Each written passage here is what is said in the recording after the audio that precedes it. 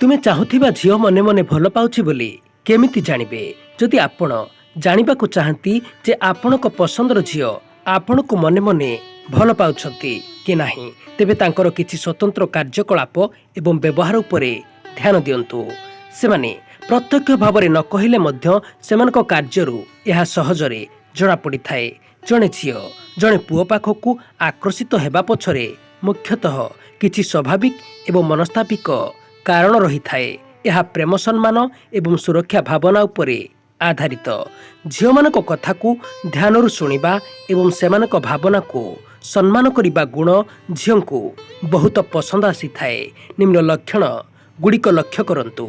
आखि मिसाइबा, eyes contact. जदि से आपण को चोरा आखिरे देखंती एवं आपण को आखि सहित आखि मिसी गले तुरंत लाजई जाई अन्य आड़े चाहि दियंती, तेबे यह एक आपणक प्रति तांकर आकर्षण को दर्शाए।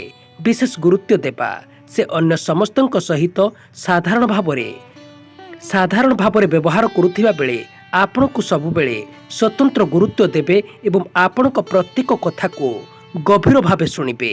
बाहाना खोजिबा, आपणक सहित कथा हेबा किंबा समय बिताइबा पई से सर्वदा किछि ना किछि बाहाना खोजुथिबे।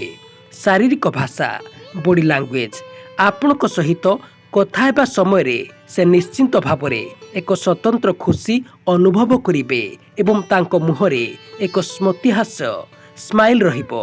साहाय्य करिबाकू आग्रही। आपणकर जेकोसी समय साहाय्य दरकार हेले से सब बेले आगे आसीबे।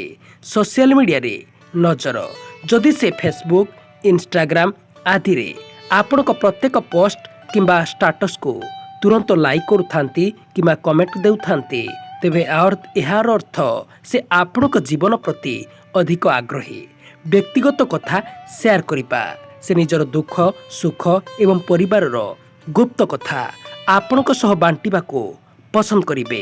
दर्शक बंधु, भिडियोटी भल लागले निहाती गोटे लाइक करिबे एवं आपणक प्रियजनक सह भिडियोटी को शेयर करि दियंतु। धन्यवाद।